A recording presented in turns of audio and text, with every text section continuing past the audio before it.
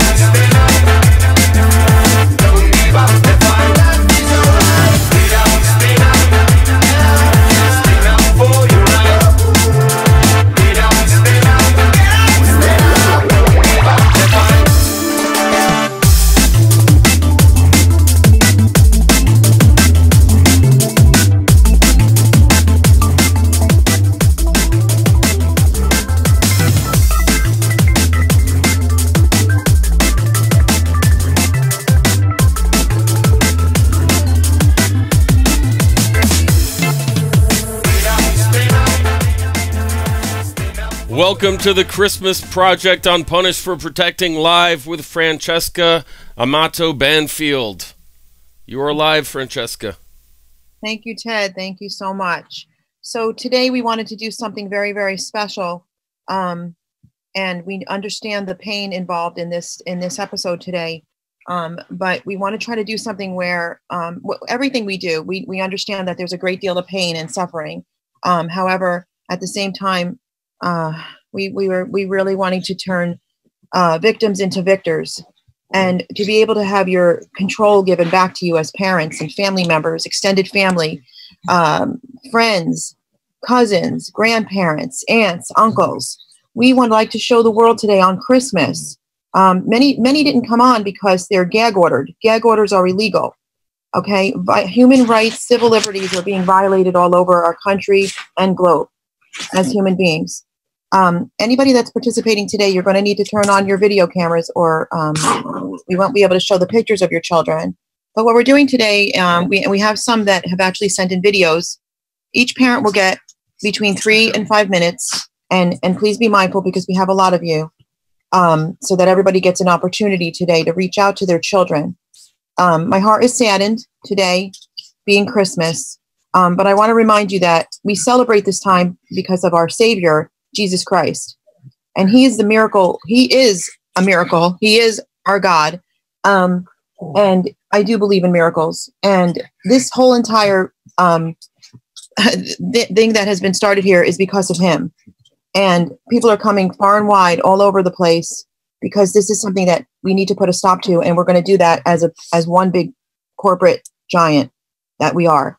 And I hope that this empowers you guys today, even though I understand the great pain and suffering. I'm going to try to show Elizabeth Ann's children, because she right now is currently having a panic attack. So I'm going to ask everybody that's a prayer warrior to please pray for her today, and pray for all the parents, because she's representative of all of you and so many. So I'm going to now show... right now, we're going to show, before I call on people, and also, excuse me, guys, but please share this video far and wide. We need to bring public awareness. It's very important that we continue to bring as much public awareness to this horrific attack against families by our horrendous family courts and child predator services, law enforcement, and so on and so forth, that are destroying families all across our land. So please make sure that you share this. Also, we are going to continue to emphasize the fact that January 3rd, we need to shut it down. Guys, there's to be no shopping. Every single country that is participating in this, from South Africa to Australia to Canada, United States, New Zealand, Switzerland, London, everywhere, this is happening everywhere. The most important thing that day, no matter what type of protesting you do, and any type of protesting is more than welcome. Whatever plans you guys have come up with your chapter leaders, we are very happy that you're doing that, and do whatever it takes. But number one, I don't care if there's only one person in your community, no shopping on that day. That is what we're doing. We are draining the economy so that we will have the voice we need to proceed with our second and third part of what we're doing with Global Citizens Arrest. So your part is to, yes, do your protests, do your demonstrations, do whatever, your email blasting and so on and so forth. But first and foremost, there's to be no spending, zero. Okay, it's going to make a very, very serious dent in what we need to do. And it is the first step in what we're doing in the Global Citizens Arrest to stop these public servants from this continued abuse. And we hope that this broadcast today will educate so many more. Now, I just want you guys to know that there was an incident that took place yesterday, and I know that video will be viral soon. I did not actually name the officers, but I plan to.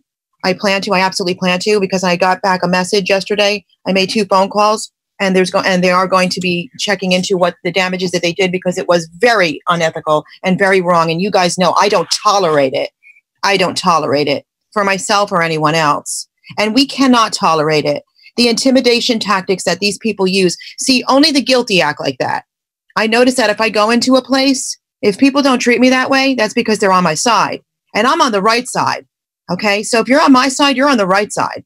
But if you start acting all twisted, I know that you got something to hide. It's just like a guilty kid, when they have their hand in the cookie jar, all of a sudden they start acting all, you know what I'm talking about, right? So it's the same thing with these public servants. They forget that they're public servants, but we're going to remind them. And on January 3rd, we're going to really remind them. Okay, I'm going to have Ted go ahead and play Lori Nicholson. She's my chapter leader for Pennsylvania, and she's the head of Parental Alienation Pennsylvania. And we're also trying to let everybody know that parental alienation is extremely real. And it's not just parental, it's child alienation, it's family alienation. And it is one of the worst things that can be ever done to the family unit. It's a diabolical crime. So we're going to show you Lori Nichols now.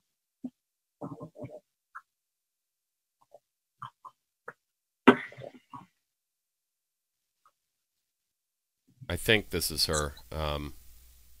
Okay. This is the only one that I wasn't sure about, so. Good morning. Merry Christmas. Is that her? It's 12:41. Okay. Christmas 2017. I'm here in front of my Christmas 2017 tree. And I want to give a shout out to Mitchell, Travis, and Hope. And I want to let them know that I love them. I care about them. I worry about them every single day. And I want to let every targeted parent and grandparent know that they are not alone. Parental alienation is pure cruelty. It's cruelty on a child, and it's cruelty on any parent or grandparent that has to go through this. And the biggest message I want to send out is to my children. I never left you. I never deserted you. I never abandoned you. I always loved you from the day that you were put into my arms, the day you were taken out of my body. And nothing, no matter what you do, will change the way your mother feels about you. And I want you, all three of you, to know that I am here. I am waiting for you. And I am so sorry for everything that's happened to you. And just know that you're never forgotten. You're never not cared for. You're never not loved. As a targeted parent, I want every targeted parent and grandparent out there to know these are the feelings we go through. We mourn children that are alive, and I am trying to make a difference here in Pennsylvania with Parental Alienation Awareness of Pennsylvania. Get those messages out to these kids. They need us. They truly do. They're lost. They feel hopeless. And they feel like they're walking around with one half of their body, one half of their family tree. And we have to be here in the wings, waiting. I'm not going anywhere. I never did. And these three kids, Mitchell, Travis, and Hope, they have an 11-year-old sister. And she really wants them back home too. All right. So we thank you, Lori, for that. And I know she sent that video late last night. I'm very close with their family, and I love their daughter, Faith, and so does my son. And they've gotten close. And, these are the relationships that get forged. And families sometimes don't realize that it's not just the parents, this is extended family, grandparents, friends. When a child is stolen and kidnapped through a court system, the kids that they once had as their childhood friends growing up in school, that's all taken from them too. And they want them to just be normal now, just be normal after what you've just done to them. Okay, I'm going to actually go to Lori right now. Lori Wog, she's an advocate with Sandy, I always say it wrong, Geisberg in Canada. Sandy's our chapter leader there. I'm going to go ahead and have Lori go ahead and speak. Lori, if you have any photos to hold up, feel free. And she's from Canada. I'm sorry. Let me unmute you. Your mute is on. I took your mute off, but I don't hear you, Lori. Yep, you have no sound. So check your sound. No sound, Lori. Okay. Nope. Can't hear you. Okay, so Lori, I'm going to have you work on your sound because I'll call on you again, and I'm going to go to someone else right now. I'm going to go ahead to Thomas. And when you work on your sound, Thomas, what state are you representing? Pennsylvania, as well as Lori and Tamara. Okay, great. And I'm going to turn it over to you for 3 to 5 minutes, and feel free to show your children or anything. Reach out to them. There's my son. that's actually this year's picture. I don't know if you can see it. We can. And here would be my daughter. When this all started, it was against my daughter.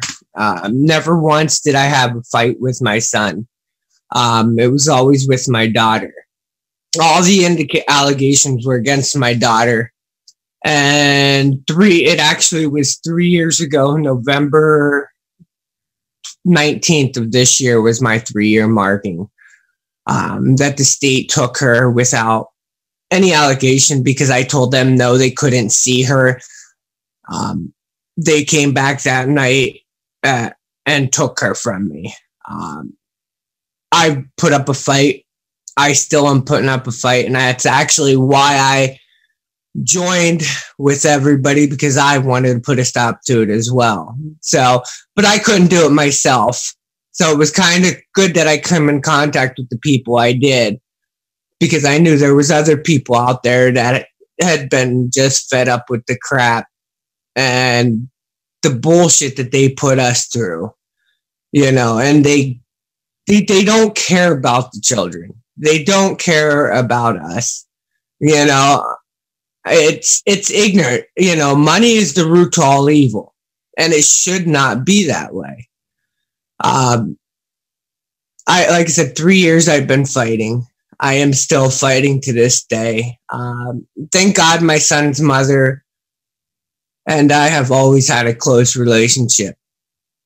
So I still see my son. Now I haven't seen him today because I'm actually sick and I feel like crap, so I'm not going over to get him sick. My daughter's mother, after 3 years, has finally came back around a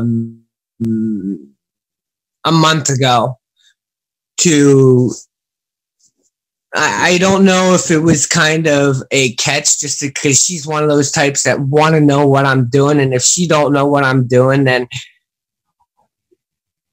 she ain't happy with it. So I kind of backed myself away, meaning that there was a PFA involved yet too that don't run out until the 27th. So I'm myself off because I don't know if she's trying to set me up, which would not surprise me one bit. But I didn't want to give her that power to attempt to set me up. But I do know she also stated that when PFA did run out, that she did want me to see my daughter again. And after that, I spoke to her a couple times. I was just going to say, go ahead, Fran. I'm sorry. What is the name of your daughter and her age? It's Jasmine, and she is 9 as of this year. She was 6 when they took her. All right. Did you want to go ahead and did you want to say anything to your daughter today on Christmas? I just want to wish her Merry Christmas, and no matter what was ever said to you or what your mother or anybody has put through your head, I'm here. I'm not going nowhere. Yeah, people can tell you what they want to tell you, but you know what? When it's in black and white, I'm not going to have to explain nothing. I'll let you make the decision on your own when you see everything that's in black and white. And your son, what is his name again? Mason, and he is 6.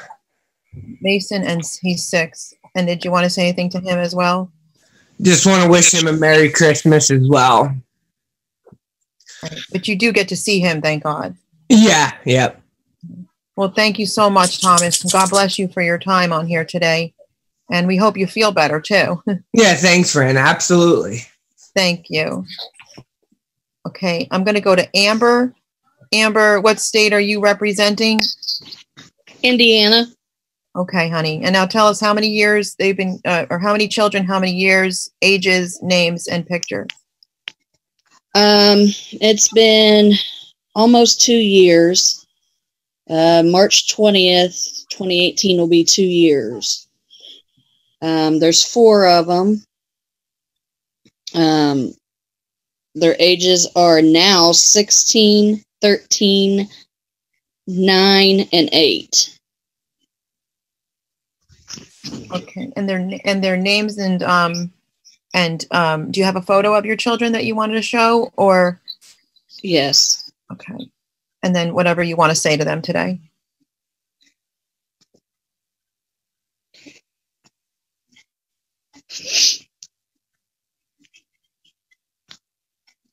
I think we lost her. Oh, somebody's. Nope, I'm still here. I was just bringing up the picture. Oh. Okay, so it's basically all started. You know, we've just everything that they had on us, we've been proven innocent of, to the point where we've done all of everything that they've even said in court that we're 100% compliant with everything, but they just there's something that they just are still missing. And we have tried figuring this out. Our attorneys have tried figuring it out. We just want our children home. They were our lives.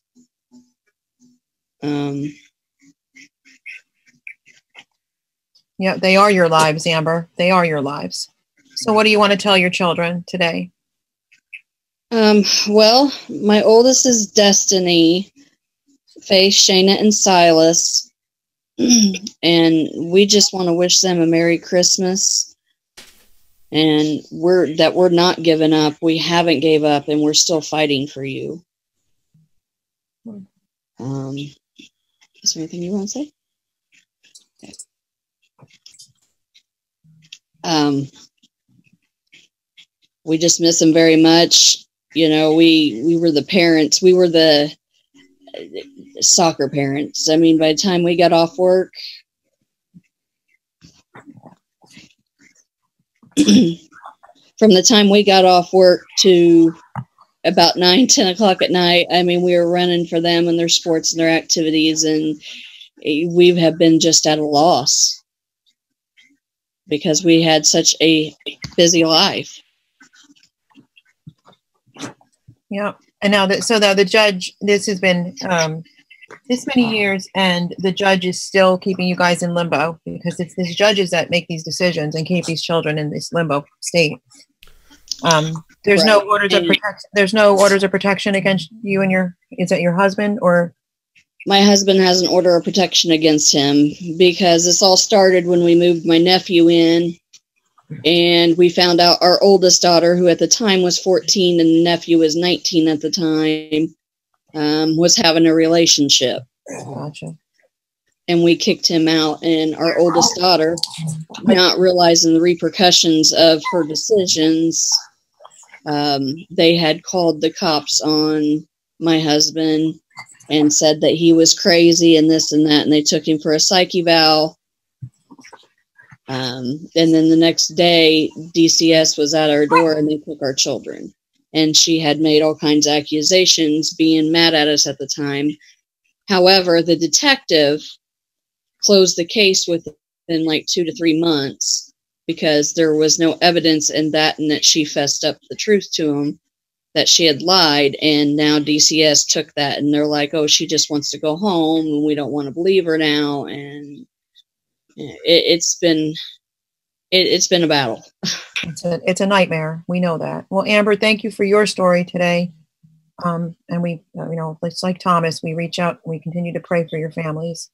I'm going to go to, thank you so much. I'm going to go to Georgia. I'm going to go to Melanie in Georgia right now. All right. Amber, if you wouldn't mind ending the screen share. Thank you for sharing that with us. Thank you. So I got Melanie in Georgia now. Hey, good morning, everyone. Merry Christmas. This is Aiden. I don't know if y'all can see that. It's over to the right side of the wall. It needs to bring your camera up. Or we're only seeing better. No, bring it down. I mean, down. Right there. Hold it. That's Aiden. Mrs. Potato Head. I've watched him grow up in pictures. My story is kind of unique. A lot of people don't even know this. I was pulled into this after I'd had full custody of Aiden. In 2012, my legal battle began because he began to express signs and symptoms of abuse. I mean, like I said, he began to draw things. It's documented. I don't even want to say that. Bad things, really bad things. But my issue is the fact that my ex is the law. It is documented that this lady who works for Columbia County would break into my home, my car, harass my family, my friends, stalk us, slash our tires. It's all documented. And the same day that he actually was fired from Columbia County Sheriff's Office, it turns out, the same judge, Daniel Craig, decided to give him full custody of Aiden. And he said with the pretense, we're just going to see how this plays out. I was a plaintiff. I filed because Aiden would be so terrified to go over there, he would literally defecate himself. He began to tell me and everyone else he's not safe at Dad, at Hegel. Again, those are my son's words. And ever since then, I have been alienated. I have no rights. As far as legally, I have rights. They've tried to terminate my rights on so many grounds, so many times, all fictitious. They've tried to put me in jail. I can't tell you how many times, but God's grace and mercy literally pulled me from the fire. I have legal rights. I have this entire time. And I have spent 7 Christmases now without him, because every time it would get close to a holiday, they, as you know, would call an emergency hearing. And once again, my rights were terminated. I was a room mom. I loved my son. I taught him to read when he was 2 years old. I was banned from his school. I would play Secret Santa at his school just to be able to see him during this. There's no words. Even though I have rights, I email them, I document this, and I say I'm coming to get him. And it doesn't matter what I do. They reply. I drive 3.5 to 4 hours. And they bar off their property, literally, or they leave, and they leave the state and they drive to South Carolina just so I can't see him. I haven't spoken to him on the phone and I can't tell you how long. I just have to file more police reports. The crazy thing about it is, going back to everything, is this deputy, Columbia County Sheriff's Office, who was fired, not suspended, fired, was able to, in the middle of our court hearing, put together a panel of judges, or a panel of people on the board, I should say, to say he should have his job back. And not only that, he's been promoted to crime suppression now. So he has been actually awarded and rewarded for all this, breaking the law, crimes, all that was committed while in uniform too, by the way, in his car. And it seems no matter what I do, nobody will hold them accountable. So all I can do is continue to pray over my children, cover them, especially Aiden. The reason he's in this, I will tell you, is a very large inheritance went to my son, and it was supposed to go to his dad instead. And I'm fighting like hell because they can have the money. I wish it would burn, but no matter what I do, nobody will help. So this is Mason. And real quick, just to let you know, he's been a casualty of this war. He was taken for 11 months. I had no contact with him on no grounds. I just got joint legal custody of him again because God intervened. I was never supposed to see him again.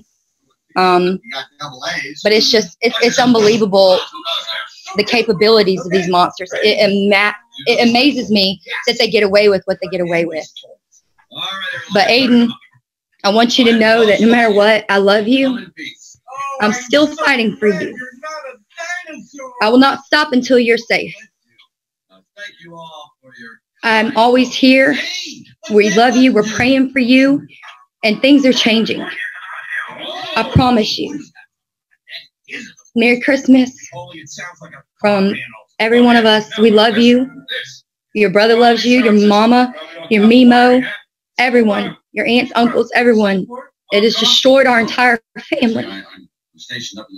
But we love you. Merry Christmas. And I hope to see you soon, baby. Thank you, Melanie. I don't know who Galaxy J3 Loon. Oh, okay, no, that's Lala. I'm gonna go right now to Daniel Rivera, and Daniel, you are with your wife right there, I think, or is it just going to be you on camera today? Can you hear me? Yes. No, I'm not married. I'm a single parent. That was just somebody helping me out. Okay. So go ahead, Daniel. And please try to keep it within 3 minutes, guys, if you can. If you can. I'm not trying to rush you. I'm really not. I just want to be able to get everybody in today. Yeah, I understand. I'm going to try to make it as short as possible because actually this could go on for hours. That's how ridiculous it is. We know. But anyway, I was a single parent of my 3 kids. The courts in Florida gave me custody of my kids for a reason, many reasons. I've never had a history of violence, history of abuse or anything.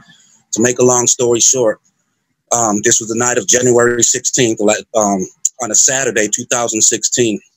I had my kids and stuff. I was teaching my daughter stuff about the phone. Like, she can have contacts, friends and people in school and, reliable people and family.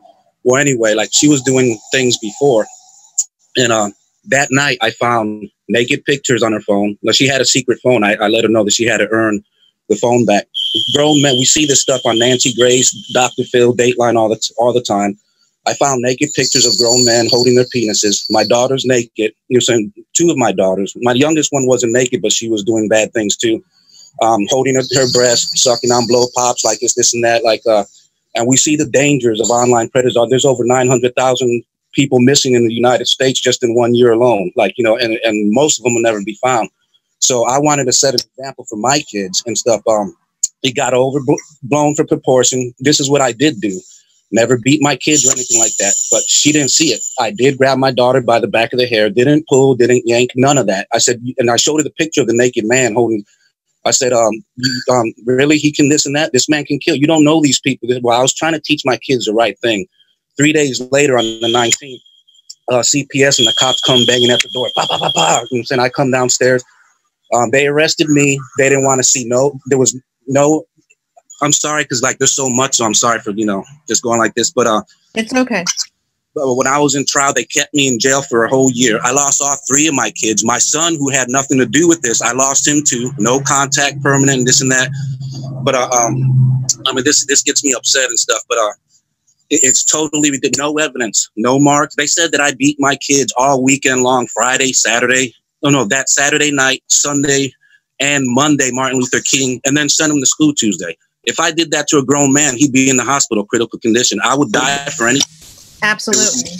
There was never no evidence of anything. And the courtroom was despicable because I actually said in court, I had the pictures and everything and this and that. They didn't want to see these naked men. They didn't want to see the sex talk for multiple men across different states about sneak out, I'll pick you up and stuff. They didn't want to see nothing. I was the monster. They focused on me. And I lost all my kids due to this. I don't know where they're at. No contact. Like I said, me and my son were building something and he was headed down the right path. Oh my God. My kid has been in 5 different foster homes since this happened. There's been many mistakes by the courts. And I'm going to send a video about that there was everything in the prelims that was totally lied was not used in court because they knew that, hey, we're lying. So they just kept me in jail and then they piled on all kinds of charges and they just dropped most of them. And they were strangling. They said I strangled my daughters and this and that and beat them and all that. That is totally ridiculous. I mean, it really, really makes me, I'm hurt. I'm mad inside. You know what I'm saying? Because I'm the type of person that if I did something wrong, I'm saying that's my fault. I can't blame anybody but myself. But I was doing something. If I was somewhere else in some other country, I'd probably be a hero. This shouldn't happen in the United States of America. You know what I'm saying? Our kids are not, profit and they're not money, this and that. But I can't get into everything now because I know I only got a couple more or a minute or so. But the rest of this is mind-boggling. All the evidence, nothing was there was this woman, my ex, that was with my kids all weekend long. So they didn't call her to court because they knew that I messed up the case and stuff. They didn't subpoena her or nothing. So if my kids, we got proof in text messages, leaving dad's, heading to Walmart, will be there soon, this and that, because I was up all night and I said, yes, you can have the kids and talk to them and stuff because I was upset with all the stuff that I was finding. They didn't call this lady in the court when when she was with my kids all weekend long, when I didn't beat them, they had time to go to the hospital and everything and this and that. There was no marks. Even my court-appointed lawyer, he was against me, but he tried to act like we were buddies. But he even said, where's the mark? There's no marks whatsoever. And I lost everything, my income, my house, my kids, everything, to basically having nothing now. But I do stand-up comedy, and I'm not going to stop. And my voice is going to be, I want to speak for people that can't speak for themselves. Like I said, like, I'll die for any child tonight. And I just want to say something to my son, my kids, it's not your fault. It's the system. They use your vulnerability, you know what I'm saying, against you. And they did whatever it is possible to scare you and tactics and this and that. Like, none of it was done right. It's not you. I don't blame you, kids. I blame the system. And like I said, I'm going to be posting a video with all the facts and stuff. So I know I got to cut this short. I really appreciate y'all's time. And Merry Christmas to everyone.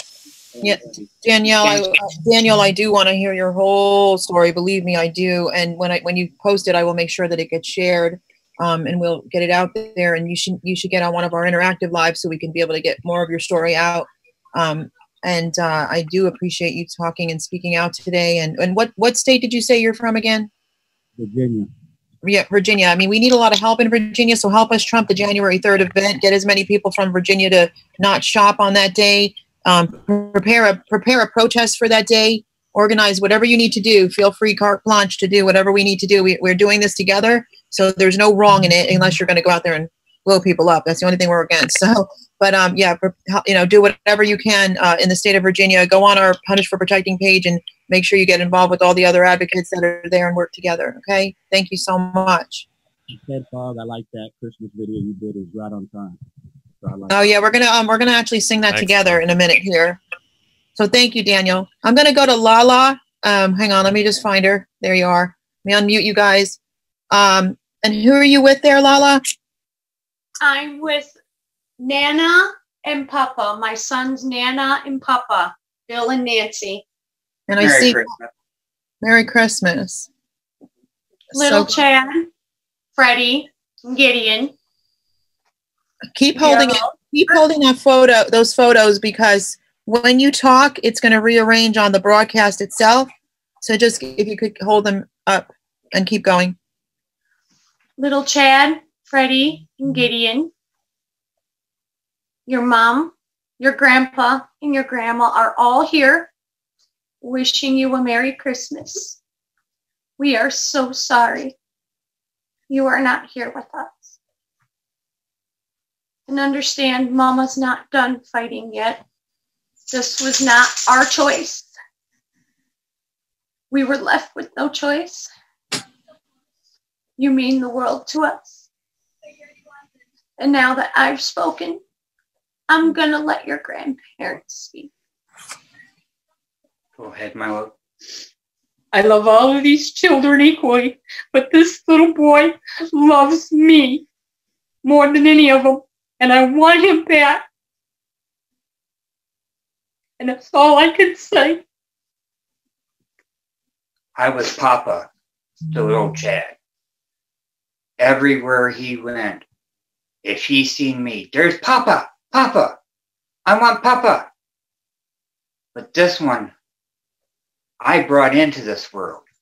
I cut his cord, held him for the first hour that he was born. And then they took him the second day out of the hospital.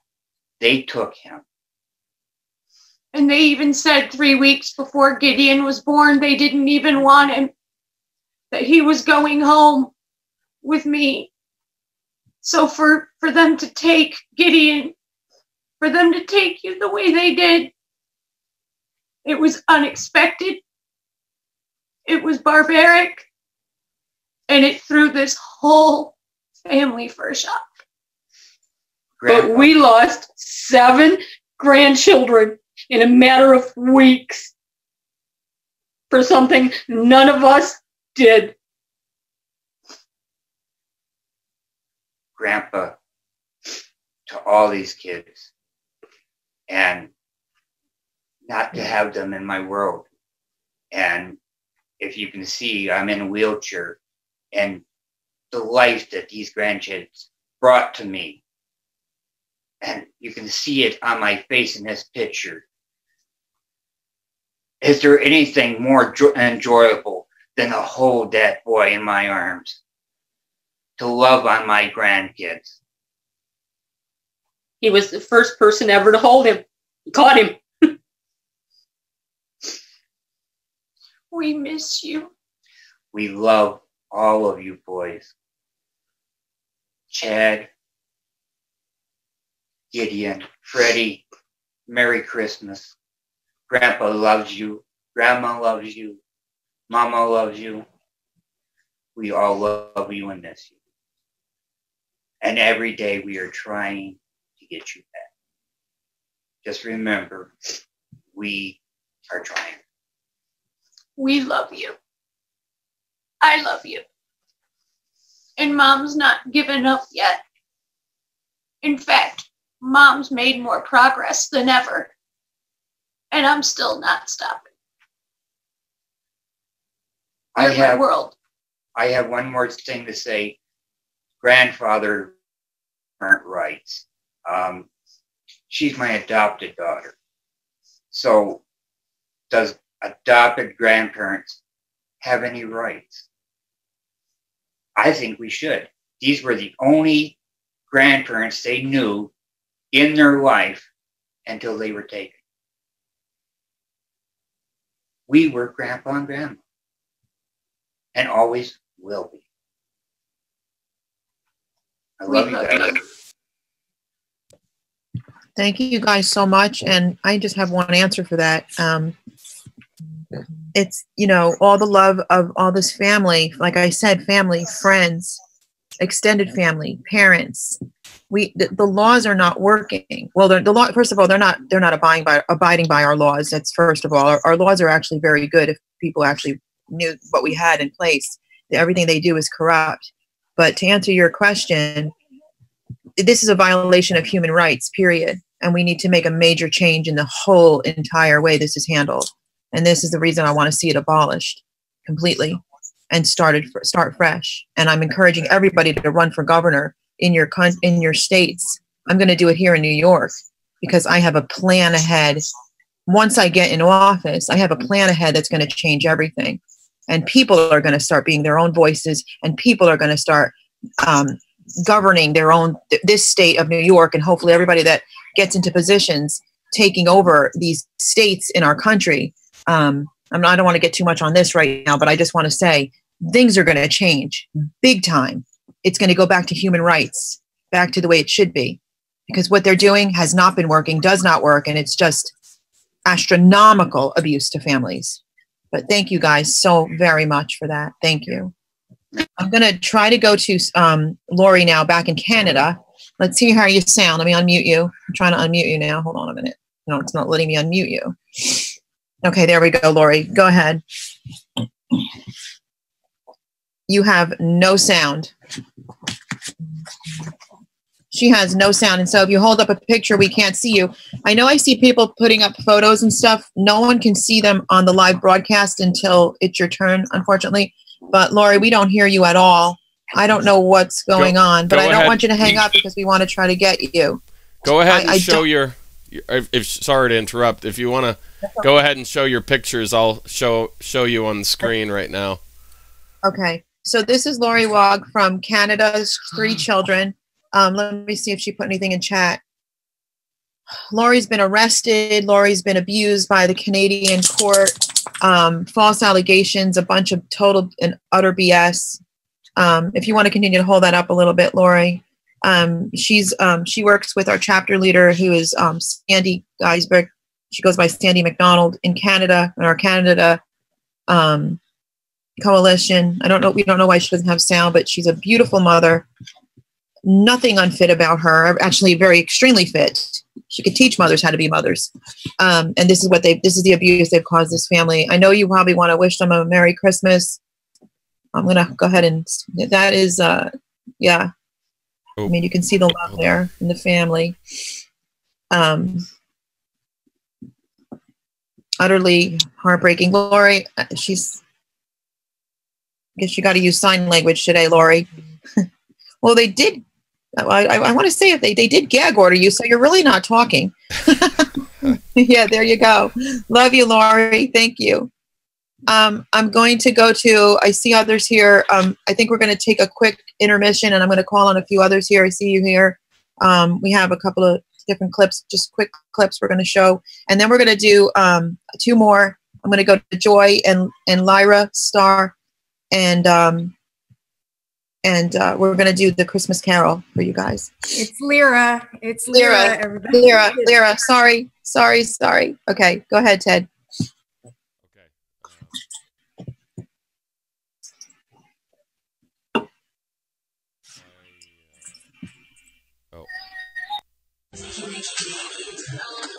Merry Christmas, Monroe. See your little tree at Monroe's project. This is Jennifer Fieldman. Well, Grandma's feeling really sad, as usual. I've been seeing things in the store, little dolls and things that I wish I could buy you. I have bought you some little things along the way, but I would have liked to fill up a Christmas tree at home and watch you celebrate Christmas with your cousin and your family. Anyway, my brother, I continue to pray every night. And I try to keep my faith. Okay? Grandma's not giving up. I love you. And I hope wherever you are, that you're having a good Christmas.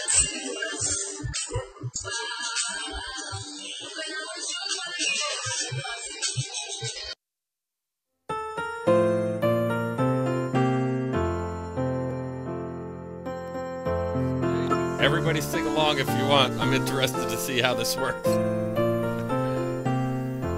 On the first day of Christmas, family law gave to me a broken family. Day of Christmas, family law gave to me. Here, I can restart it. Hold on. Okay, yes, would you? All right. It goes Everybody, right into it. let me unmute everyone so they can actually sing. Okay.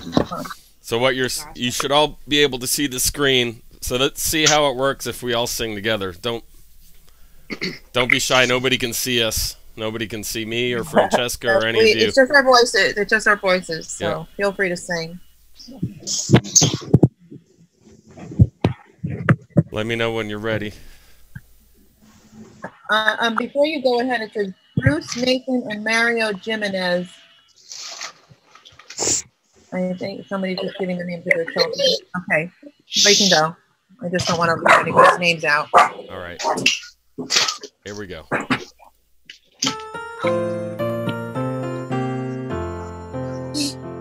On the first day of Christmas, family God gave to me a broken family. On the second day of Christmas, family law gave to me heavy extorted and a broken family. Third day of Christmas, family law gave to me CPS knocking heavy extorted and a broken family. Christmas, family God gave to me terminated right, CPS knocking heavy extorted and a broken family.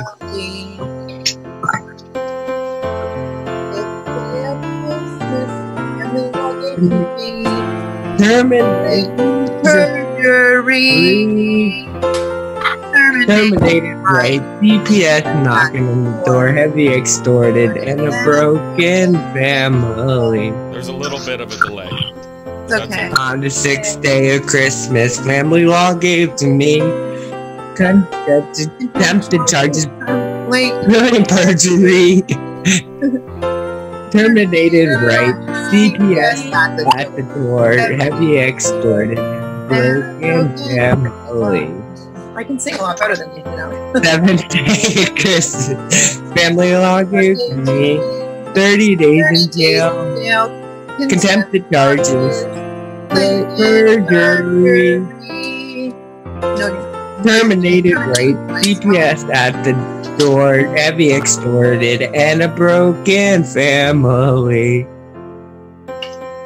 On the 8th day of Christmas, family law gave to me new appointed judge, 30 days in jail. Charged perjury.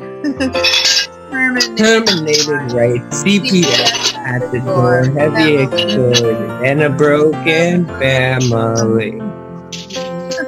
On the 9th day of Christmas, my family law gave to me in debt to the lawyers, new appointed judge, 30 days in jail, contempt charges, perjury. Terminated rape, CPS at the door, heavy extorted, and a broken family.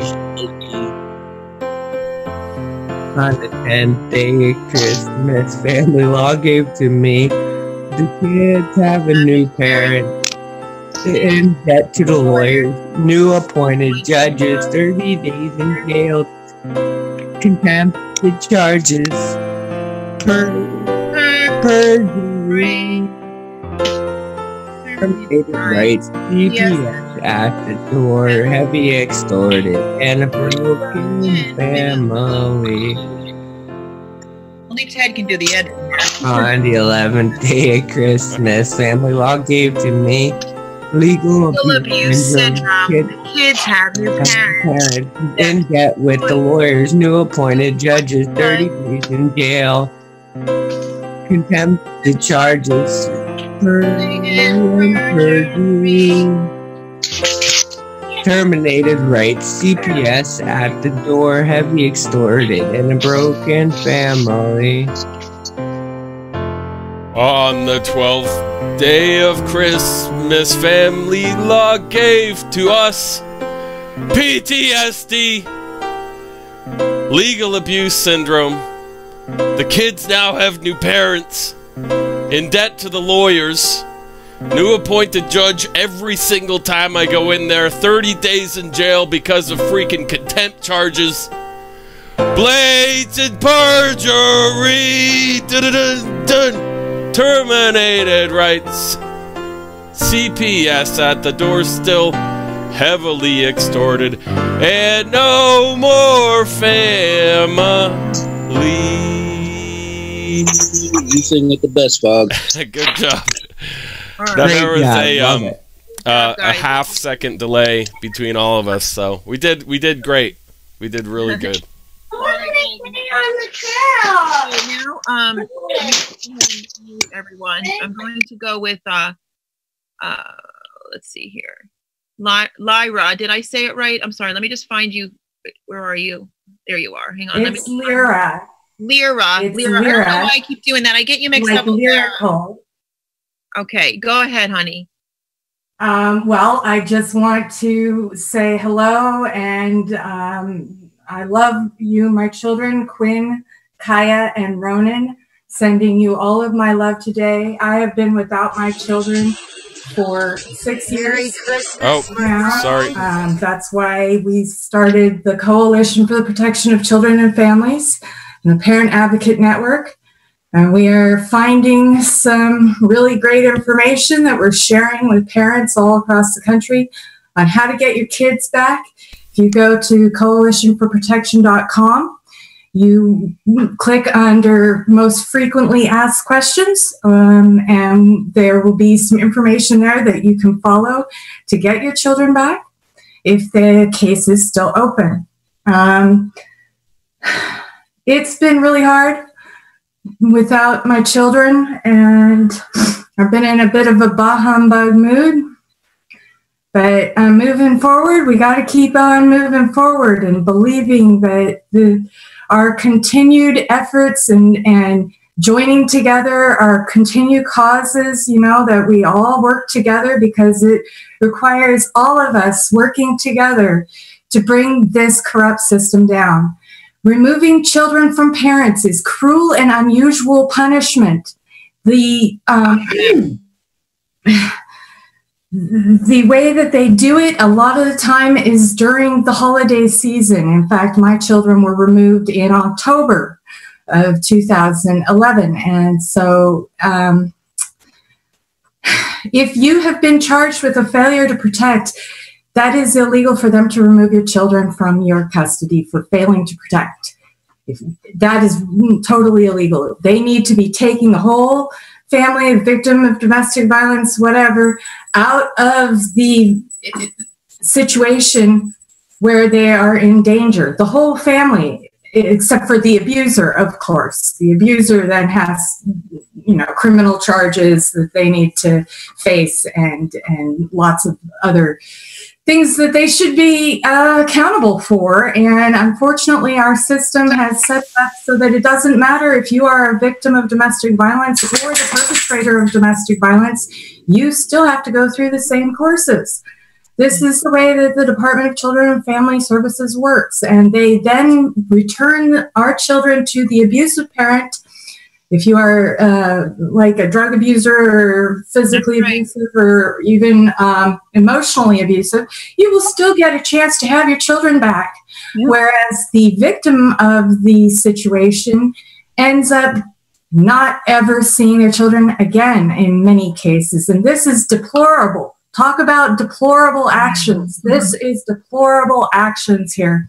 And we are coming together in all these states and all over the world to protest against this type of treatment of our peoples.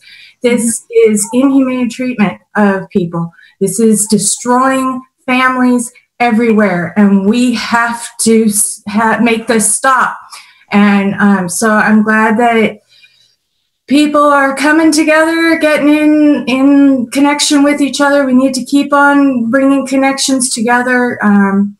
There's a couple of groups that are very intensely working on important things to bring accountability to the government, to bring our human rights back. The Universal Declaration of Human Rights was signed and ratified in 1992.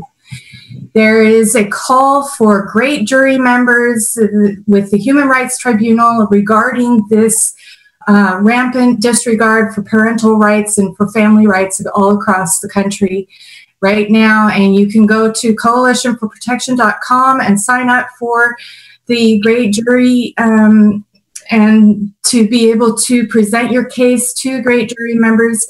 This is not an international court. This is a national citizens court that deals with the human rights violations in the United States of America. And Carla, I forget her name, Carla Johnson, she has spearheaded this Human Rights Tribunal and spreading the awareness. And we at the Coalition for the Protection of Children and Families have had her on the program several times, the Parent Advocate Network program, which I invite all of you to join. It is every Saturday at 7 p.m. Pacific time. We are on the Pacific Coast here. This is looking to bridge the gap. Yes. East and West, to bridge the gap between man and woman. This is not about individual cases now. This is about human rights violations against an entire population of people.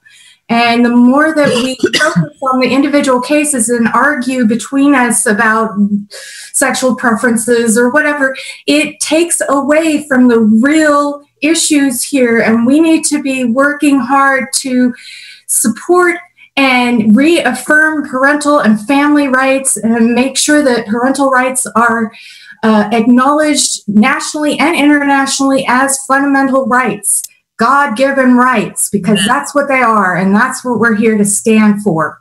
So thank you for bringing people together. We got to keep on bringing people together everywhere we meet, everywhere we talk. And it's great to have your energy, Francesca, and I'm glad that everybody here is coming together. We have several different network communities that we are establishing across the world in bringing parent advocates together in states, in countries, in counties, to bring them to support parents that are right now in family disputes and CPS disputes in court so that they have a support network that can come to court with them, can help them with filling out legal forms and stuff. And yes, it is very far and few between that this is working, but we're starting to make headway here. And we just got to keep moving forward with everything we've got. Somebody told me once that if you throw enough shit at the fan, it's bound to stick. That's right. And let's do that. Let's throw so much shit at the fan and to the wall that it sticks so much they can't frickin' see anymore. Well, they can't see anyway. No, because it's their shit. It is there. And we need to stop letting them tread on us. We are not doormats. Amen. You're right. And I am 100% supportive of all that you're doing. We speak the same language. It's funny because our names are even similar. And so we're united in this fight together. And that's exactly what we need. And I love that you're on the West Coast and you can just continue to get those protests going over there for January 3rd, as well as draining the economy that day. Honey, please just say a shout out to your children real quick so we can move on to the next person, and give your website one more time, please. Sure. And I want you all to know that, you know, we are protesting here in San Francisco and Sacramento, and we are making changes, and we are about to present the Family Rights Party nationally. Right now it's established in California. And I want to give a shout out to my children. Merry Christmas. I love you so much. God bless you. And for all of you out there who want to learn more about what you can do to support families all across the world, visit www.coalitionforprotection.com. That's coalitionforprotection.com. And we have a meeting every Saturday that you guys can join in on, and it is posted on several of our Facebook pages as well as our website. Thank you very much. Thank you so much. I have 2 new guests on. I want to be able to fit everybody. I want to go to you right now, Joy, and then I'm going to go to Crystal, and then I'm going to have Ted show a CPS clip, a Christmas CPS clip. Then I'm going to go to you, John, and actually, Steve, you were right before John. So it'll be Joy now. Excuse me, I'm losing you guys. Crystal, we're going to do a quick intermission. Then we're going to go to, oh God, where are you? Steve Bright, and then John Posey. Okay, so go ahead, Joy. Hi, good morning, everybody. Merry Christmas. Can you hear me okay? We can hear you. Go ahead, honey. Great. Let me just make sure I have my notes here so I don't get sidetracked. My story starts in 2013. I asked my then husband for a divorce, and the next day he walked into the ADA of the county and filed a false restraining order against me, which removed me from our home that he had already moved out of, actually. So I left the home with my 2 children, went to a hotel. We had a court hearing the next Monday, and they were put in custody of his father, the paternal grandfather. And for the next month and a half, I tried to set up visitation, tried to talk to my kids. Nothing happened. I received a phone call from DHHS saying that there was going to be a court hearing because they had discovered that my ex-husband had moved in with his father. Well, we were supposed to be getting supervised visitation between the 2 of us. Obviously, he was kind of circumventing that by moving in because then he had access to the children all the time. We went back to court that next day. While the court hearing was going on, my ex-husband was threatening people, pointing at them, telling them he was going to kill them. And that afternoon, the kids were removed from their grandfather's house by police escort, and they were put into foster care. So this took place over about 2 months. So this started in February of 2013. So by April 2013, my kids were in foster care. In the meantime, also, I went to trial for the charges that my ex brought up with the false restraining order, and I was acquitted of those charges. So DHHS didn't care. They were in the system, and we had to follow their rules. So for the next year, we had to go through attachment therapy, co-parenting therapy, personal therapy, drug tests, everything you can imagine. And during that time, too, my ex-husband threatened to disown the children if they were given back to me for full custody. He threatened to sue DHHS, the county, everybody under the sun. And then come around Christmas time, he had a miraculous turnaround and began cooperating with the program. So we're going to about April of 2014 at this time. They said he was completely turned around. He had completely reformed himself, and they were going to send the kids home with him. Even though he was the abuser in this whole thing, they sent the kids home with him. And also because he was a disabled veteran, he had a permanent income. They said, well, if they go with you, Joy, they'll be in daycare because you work all the time. So he's the better choice because he can stay home and take care of them. He has an income, etc.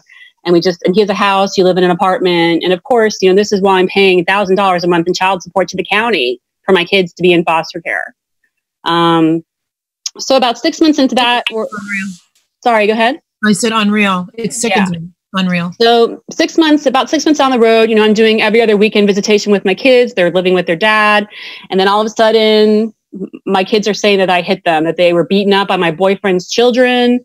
A lot of false allegations came up and my visitation was revoked and I was given supervised visitation for a few months until I was able to go back and get another attachment evaluation done by the Circle of Security Network in Charlottesville, Virginia. They have an exclusive contract with DHHS to provide therapy and attachment services for parents for at-risk, kids.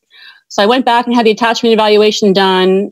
This is the second one. I did one previously, which was borderline okay, but this one, my parenting skills had degraded over this 18-month time period, mostly because I wasn't even seeing my children at this time. But from that point on, they revoked my visitation entirely. We went back to court in March of 2015 for the final placement for the foster care situation, and they basically did everything but terminate my rights. So I'm still paying child support for my children, but I'm not seeing them. I'm not talking to them. I don't know anything that's going on with them. Nothing. Another example of where fathers think they're the only ones that are going through this. And as you can see, the equal amount of moms and dads here on this show all the time. This is an equal opportunity abusive system, guys, just to make it clear, equal opportunity abusive system. I need you to talk about the ages, the names, and just now direct to your children right now. Sure. Mary Claire is 10. She was 5 in this picture. This picture was actually taken right before they were taken out of my custody. So she was 5 here and he was 1.5. They are now 10 and 6. And they live in Alaska. My ex-husband wasn't, he didn't have to tell me anything, but he'd give me 30 days notice that he was moving there.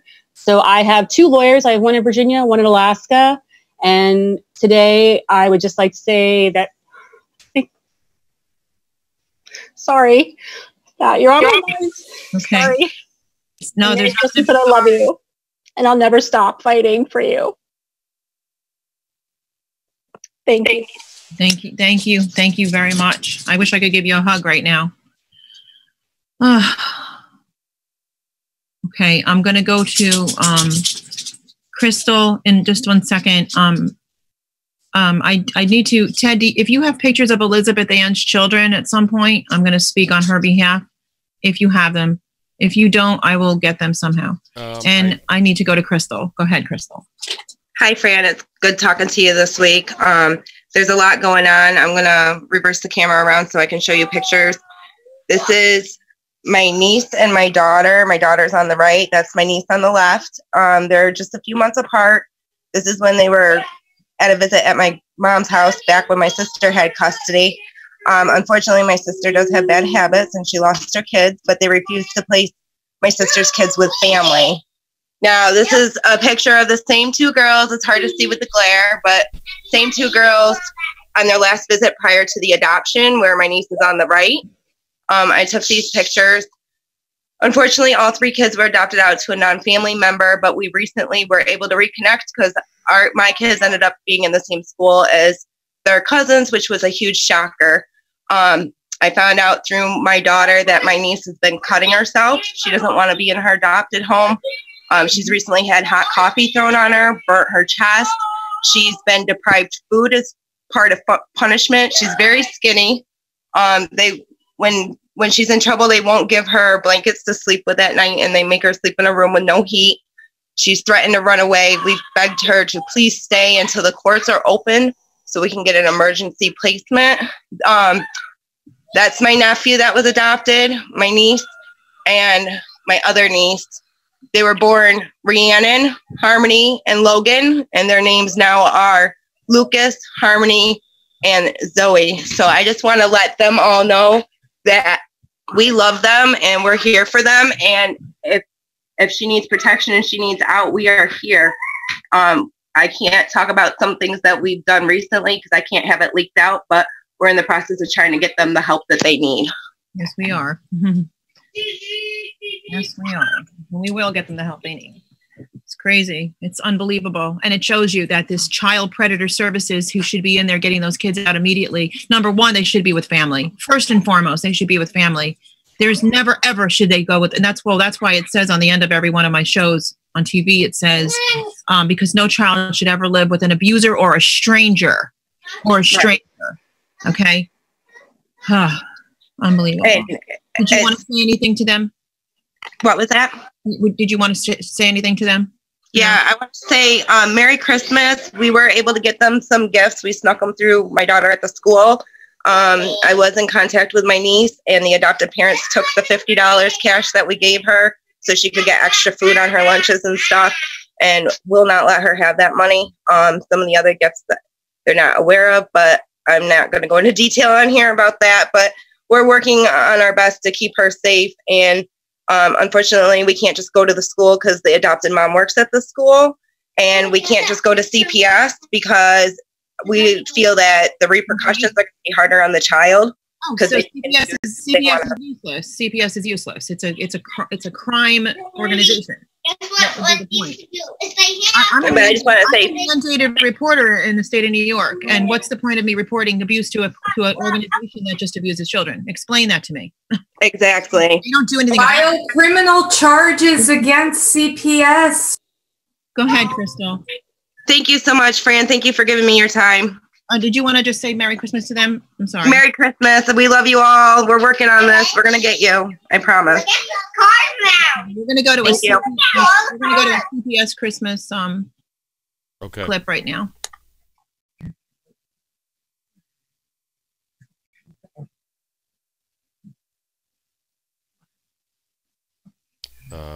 Just give me a second, y'all.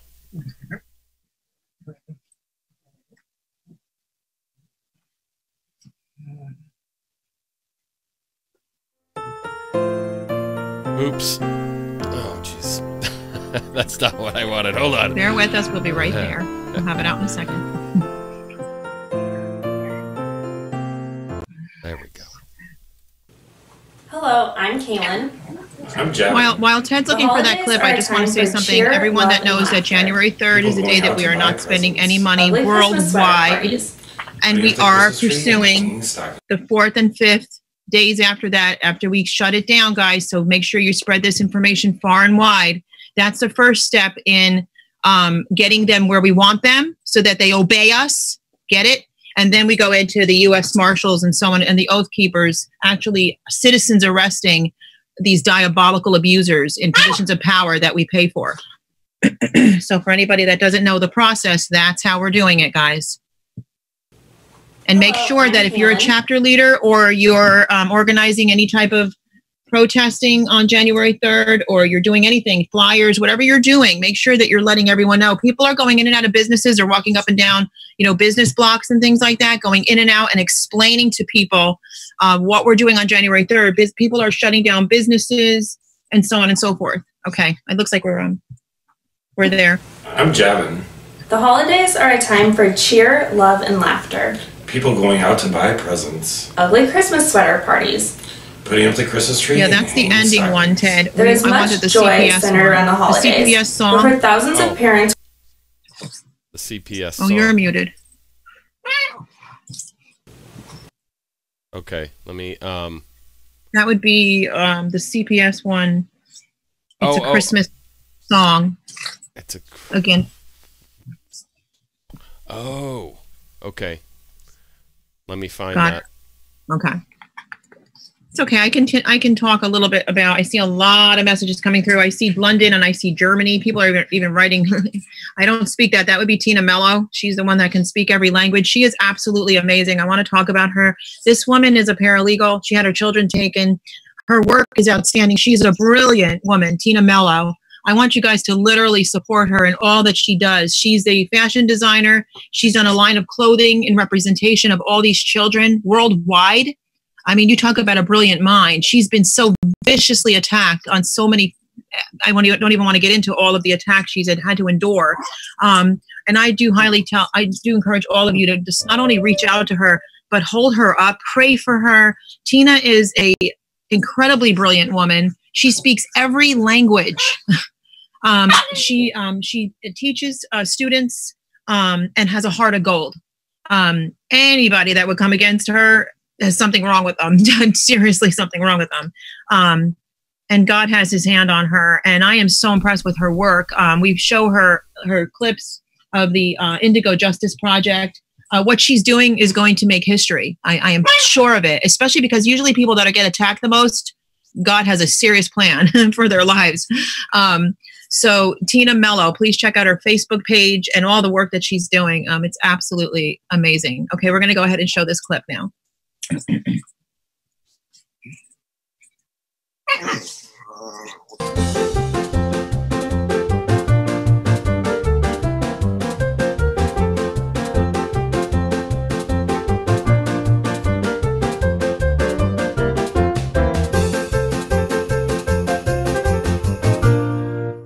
Good evening. Once upon a time, there was an evil and wicked CPS agent who was finishing up some paperwork. Merry Christmas, Sally the social worker. Ah, humbug. I'm sure you don't mean that. Oh, but I do. I hate this time of year. All you hear is all the whining from all the bio parents who want to see their kids on Christmas, and from all the kids who want to see their parents, and blah, blah, blah. You can't be serious, Sally. I just tell them no. I mean, there's no sense in bringing about extra work for myself. Besides, I have to get a few more of these kids adopted out, or I'm not going to get squat for a bonus this year. Oh, you are such a sinister soul. Normally I would love it, but it is Christmas, so I'm going to celebrate with my family and thank God that I'm not one of the parents who crosses your path. So the CPS agent finished up her paperwork and headed for home.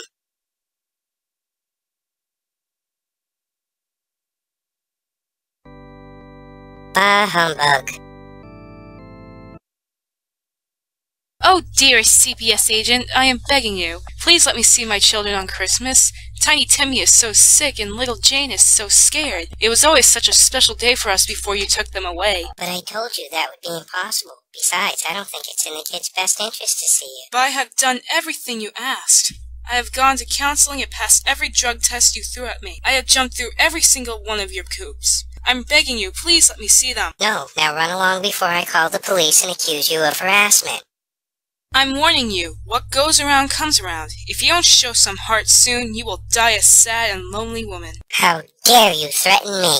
Later that night, the evil, wicked CPS agent had been sitting home alone watching TV when she became tired. My, I'm so tired.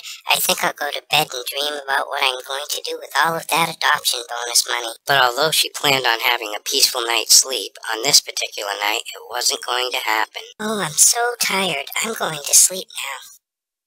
Sally the social worker, you are a vile and evil woman. Who the hell are you? I am the ghost of the kid who died in foster care. But that wasn't my fault. I'm immune from liability in regards to that sort of thing. Beware of your sinister actions and your icy heart, for if you don't change your wicked ways soon, you will not only die a sad and lonely woman, but you will suffer an even more horrible fate. Oh, boo. I am a CPS agent. I protect children from abuse and neglect. I am a hero. You are evil and wicked and everybody sees it but you. This is your final chance to change your evil ways. Tonight you will be visited by 3 spirits. Each will take you on a journey so that you may examine your life. I'm fine with my life. Beware, beware. A little while later, the CPS agent was fast asleep in her bed when suddenly... Wake up. Who are you? What do you want? I am the ghost of CPS past. I will take you on a journey through your past. But what if I don't want to go? You have no choice. You will come with me now.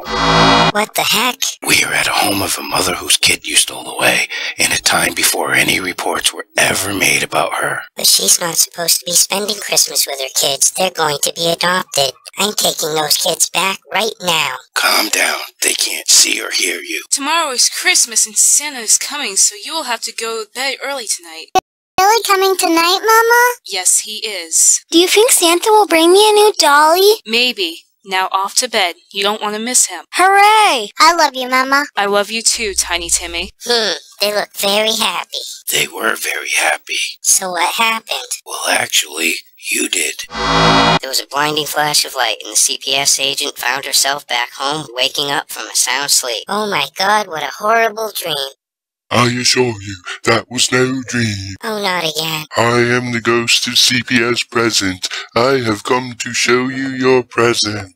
Go away, please. I've had quite enough of this already. You must come with me now. What are we doing back here? Look and see the pain you've caused her. Oh, boo-hoo! That evil, wicked CPS agent! How could she do this to my family? This is the worst Christmas ever! Hey, she did this to herself. I will get her if it's the last thing I ever do. Ah! Do you know where we are now? Yes, we're at Little Jane's foster home. Look and see the pain you've caused her. I really just want to see my mummy and brother for Christmas. I'm sorry, little Jane, but the CPS agent said no. Well, maybe we can go see my mummy and not tell the CPS agent. Oh no, I would never go against the wishes of a CPS agent. She knows best, you know. I'm sorry, little Jane, but the answer is no. I still say it was her mother's fault.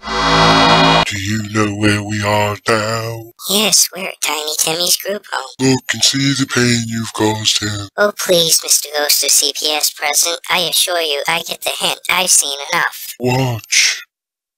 Did you ask if my mommy can see me? I did, I'm sorry, but that CPS agent just won't budge. Oh, please make it happen. I wish I could. Then I have nothing left to live for. Oh, please don't talk like that, Tiny Timmy. Christmas is supposed to be a happy time. It used to be back when I was with my mommy and sister. Then there was another blinding flash of light, and the CPS agent found herself back home in her bed. Oh, thank God. What crazy dreams I'm having tonight. Who are you?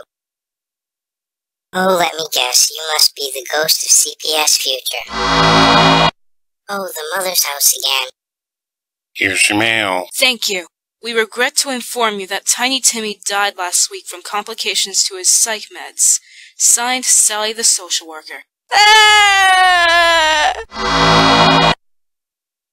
The mother died too?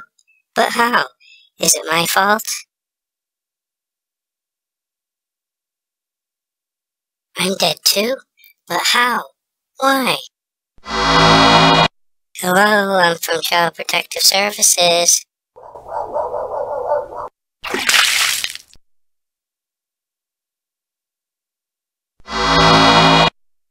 Oh, please tell me that I can fix all of this. Please tell me that I can fix it. I promise I will change my evil ways and only help families from this day.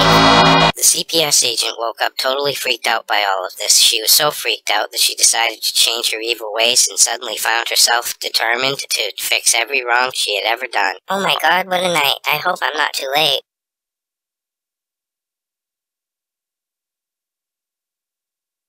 What do you want? Come on, we haven't a moment to lose.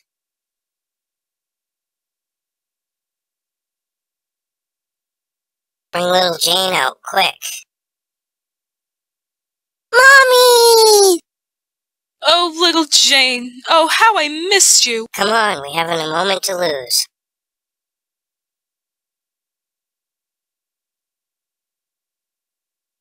Mommy, little Jane! Oh, Tiny Timmy, how I missed you. But why are you doing this? I thought you would never let me see them again. I changed my mind. In fact, I've decided to give you your kids back and put you all into a family preservation program. Do you mean it? Why, yes, I do. Oh, Mommy, that is wonderful news. Happy day, and God bless us, everyone.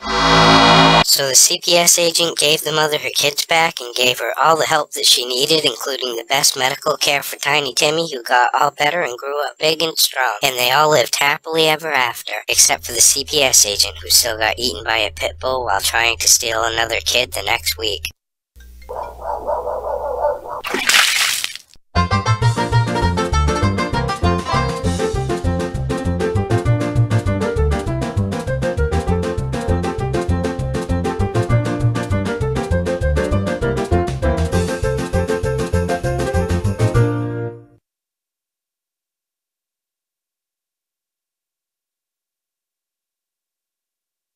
All right. If only they would get a heart. If only Grinch would get a heart. Yeah. So, okay. If you have any of Elizabeth Ann's children's pictures, I can do that. But I'm going to go to, let me see who I think I had Steve. I think I had you first. So I'm going to have you go, if you could do like a 3-minute, and then John. Go ahead, Steve. It's open to you. Sure. So my name is Steve. I lost my kids. My ex, I guess I was living back in Chicago in 2000. And my ex picked up right at Christmas time, picked up and took the kids down to her grandparents for a scheduled visit, and never came back with the kids. And I guess one day I came home shortly after that to find out that she and her parents had packed everything up with the kids and taken them down to Texas. And I tried to work with her to be able to resolve whatever issues that we had. And she basically prevented me from seeing the kids. I would fly down from Chicago. I would fly down to San Antonio every weekend. I would leave work about 4 o'clock, take a flight down, go stay with a friend, and stay there for the weekend because I was supposed to have visitation on the weekends, and she wouldn't let me see the kids. I would show up at her parents' house and kids weren't there. I would file police reports, what have you. Nothing ever happened. 2001 came along, and that was actually probably the last time I really spoke to my daughter. So on 9/11, my ex knew that I worked on Wall Street, and I had an analyst meeting that I was flying out to, and she called me up because of the towers getting attacked and wanted to know if I was okay, if I was still in New York, or what was going on. And I got a chance to talk to my daughter. My daughter turns around and is like, "Daddy, why are you so greedy?" And it was sort of like a real, really surprised. I couldn't believe my daughter, who at the time was about 4 to 5 years old, had turned around and would say something like this. And so fast forward a little bit longer, about a year later, and we're still going through the divorce, and I'm still trying to get to see the kids. The courts basically didn't care. They were like, they're with the mom, they're okay. And every time I went to court and said, look, I'm supposed to have visitation and she's stopping me from visitation, the courts would just simply tell her, you need to make sure that he sees the kids. So Christmas comes up, and I fly halfway down to San Antonio, and the kids are supposed to be on a flight from San Antonio up to see me. And the result was she didn't put the kids on the plane. She called while I was in mid-flight and told me that the airline had not allowed the kids to fly alone. And I actually ended up calling the CEO's office of the airline and speaking with the CEO's assistant. And the CEO's assistant turned around and had called the airline back in San Antonio. And it turns out they had never been put on the flight. I went down and filed complaints again with the court, and the court didn't care. They just were like, it doesn't matter. So I spoke briefly with my ex, and she had indicated that she wanted me to sever my parental rights. And so at that point, the divorce had been going on for close to about 3 years or so. And I ended up making a decision to sever my parental rights. The offside to this is that, I've got 3 kids now that are my own, and they're great kids, and I spend every time that I can with those kids, and everybody tells me I'm a great dad and everything else. So I just focus on them. I had found my kids on Facebook, and I've emailed them on Facebook a couple of times,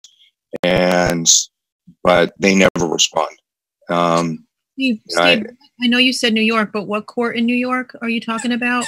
Well, when we turn around and started the divorce proceedings, I made the mistake to allow her to file in San Antonio, and went ahead and said sure, because I was trying to work things out, and I said we'll go ahead and keep everything in San Antonio. Got it. So it was done in Bexar County, and Texas is probably one of the shittiest places as far, and this is back in early 2000. So they pretty much considered the female the one to take care of the kids, and the male is not the one. Unless you're a real victim. You know why I know you're not a domestic violence perpetrator? Because if you were, you'd have those children, and she'd be in jail right now for kidnapping.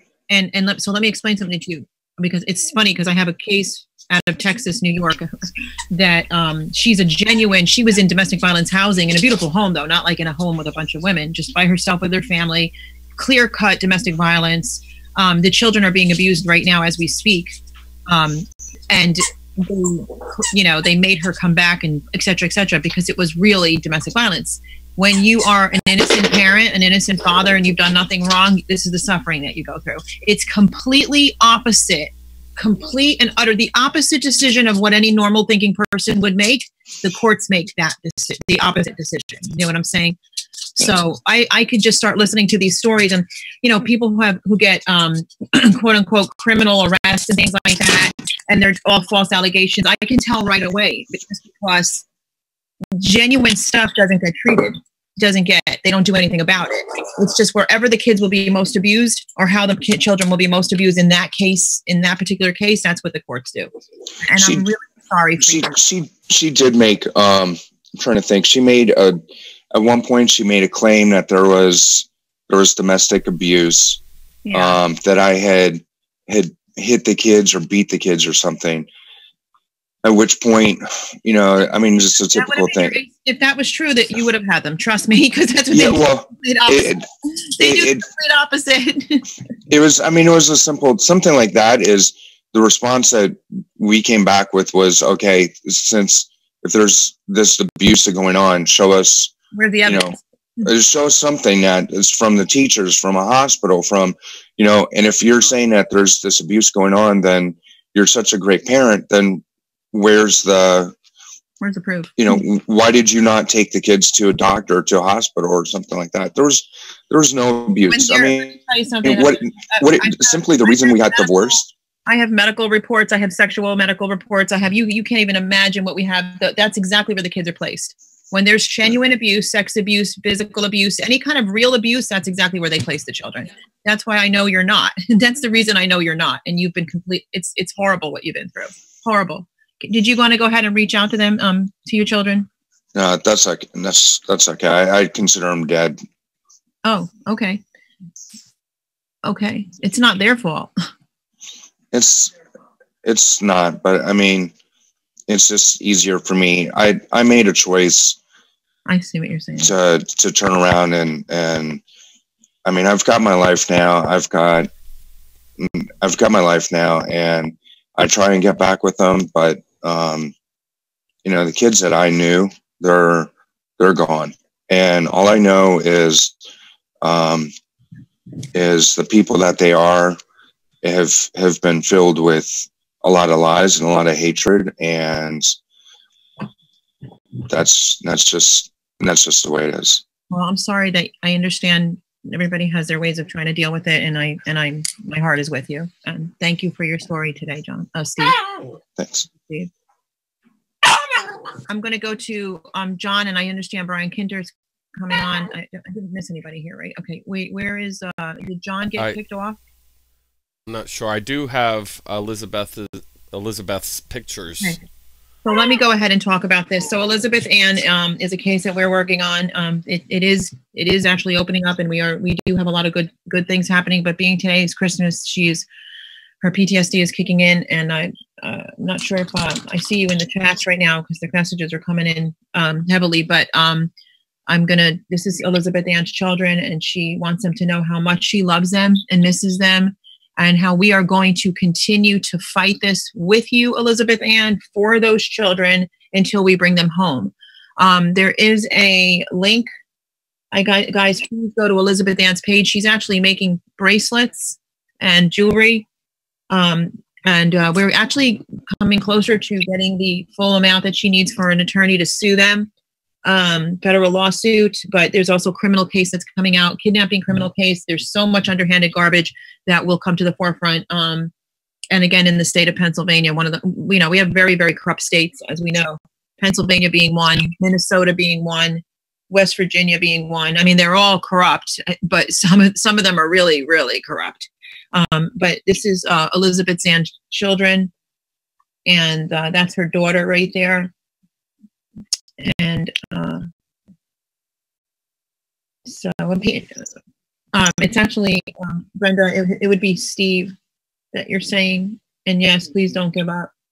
But I understand a parent having to just try to, it's just a dealing mechanism. There's John.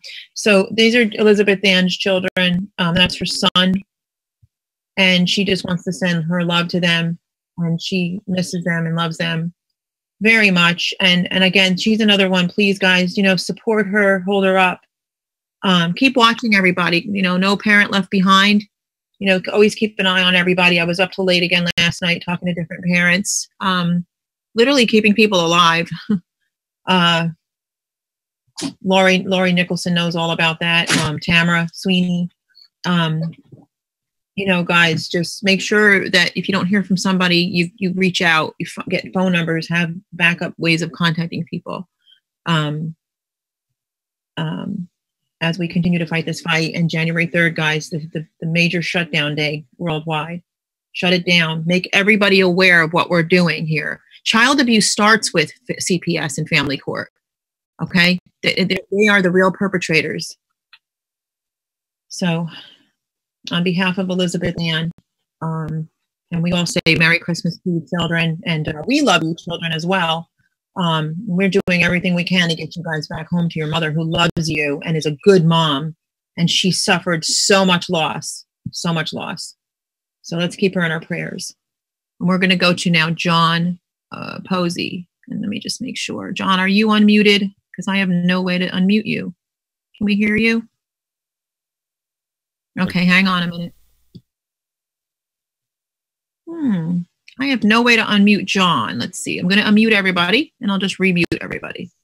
Okay, John, turned your camera off. So I need you to just turn that back on. And I see you have somebody else with you. If they want to speak, that's fine too. And I believe you're unmuted now. John, try to speak. You should be unmuted. John, go ahead, please. I don't know if he can hear us or not. John, can you hear me? Okay, here we go. I've got access now. Hold on a minute. Okay, you need to unmute your own because it's not letting me do it. So there you go. Okay, John. Yes. He's the only one muted right now. I don't know why. You have yours on like a lock mute, so I can't unmute you to hear you.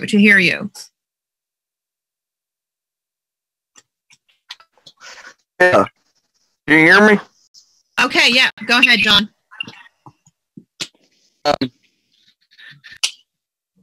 Yes, I lost my 3 girls. Well, I lost them one by one, and here's a picture of 2 of them.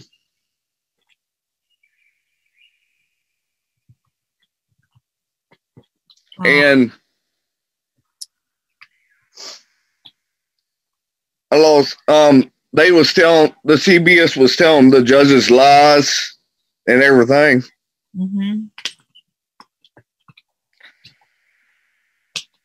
Me and my fiance was moving out of this house, and my neighbor called the cops, and the CBS came, and I had everything packed in the house, and they took my oldest daughter from me.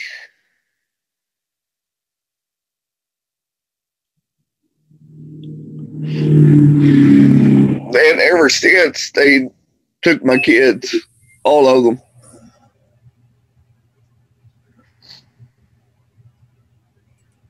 Here's my youngest girl.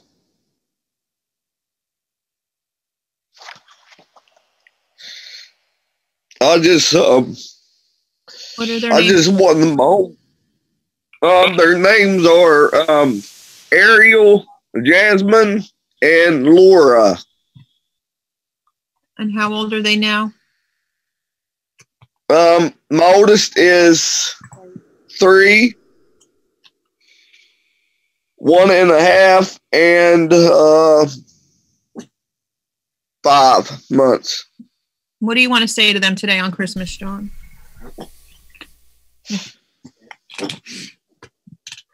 I would like to say Merry Christmas to all 3, and I will see them one day again.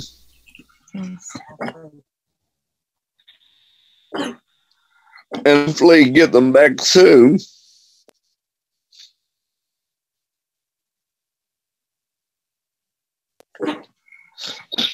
What state are you from, John? West Virginia. Oh, you're also the wonderful, wicked West Virginia. Yeah, we know all about it. We know all about it. Yeah. We're very much on that state. Well, you stay with our chapter leaders, please, for West Virginia, because we have a lot of plans for that state. Please be sure to get with everybody that's affiliated in that state, West Virginia, regarding January 3rd. I literally went out there and went in and out of businesses telling people about it. January 3rd, West Virginia, especially. Anybody that's watching from West Virginia, you guys cannot do any shopping, shut down your businesses. I was in and out of businesses and hotels this past week, speaking to many, many people. And they all agree. I've talked to foster care children while I was out there. The abuse in West Virginia, the pedophile that I've got my eye on right now, pedophile rings that are out there in West Virginia. The judges that are involved in it, I've got their names and numbers. Just so you know, we got a lot on West Virginia. Okay, there's a lot that I don't share sometimes. These judges are very foolish, very foolish. Very, very foolish. Let's just say they might be gluttons for punishment, the way they're abusing families. So I'm sorry for what you've been through, and I have a very special interest in the state of West Virginia. I'm going to actually go to, thank you so much, John. I'm going to go to Brian Kinter. Brian, I do need you to turn on your camera if you can. Where is it? I know that he's on. Okay, while we're waiting for Brian to, could we show Lara and then Jessica while we're waiting on Brian to get set up here? Hi.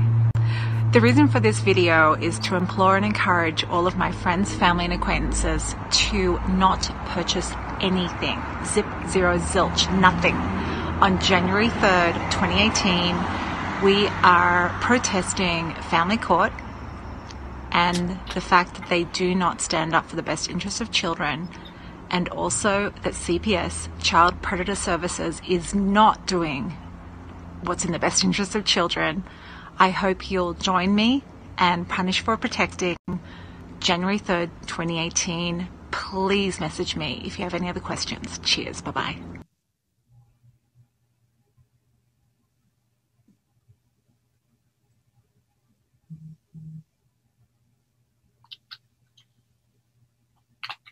Hey, good afternoon, guys. This is Jessica. I'm the chapter leader for Sullivan County, New York. And, you know, I'm just wondering, are you guys really out there listening? And especially for January 3rd, 2018, the Citizens Arrest Day. Don't buy nothing at all. Whatever you need, you buy the day before or the day after, not on that day. This is the day that everything stops. It stops for you. It stops for us. Because you know what? We want to make our message loud and clear to the system, to the corrupted courts, to the lawyers, to CPS. This is absolutely sickening. For the videos that I found last night on YouTube about a judge in Denver, Colorado. They actually went on after CPS, this judge did. And I actually shared it on my Facebook. And there are arrests being made, people got fired, and due to, you know, a child lost its life while they were in the hands of CPS. And they admitted it.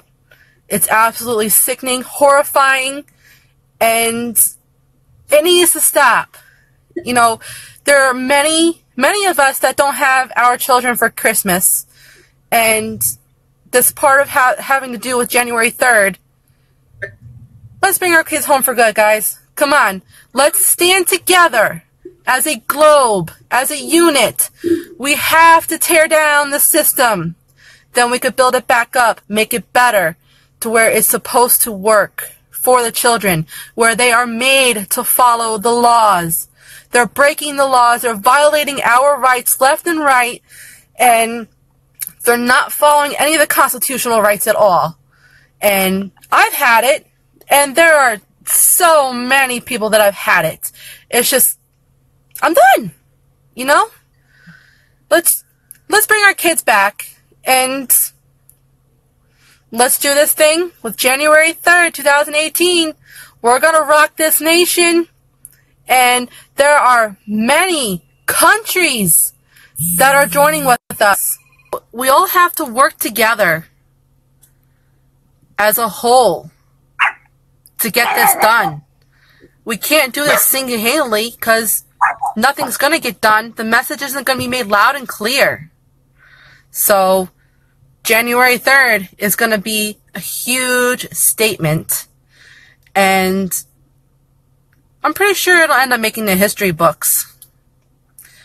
So I hope everybody's on board. I really do. Because it's not just me.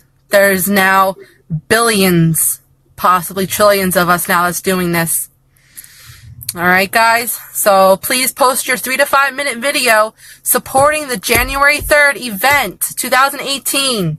Come on, guys, let's do this. Have a good day, everybody.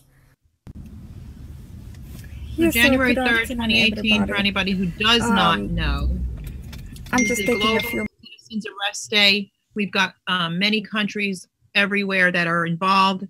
Everybody that's a chapter leader, or even if you're not, get your own committees going. Like we have many that are doing protests, civil protesting everywhere.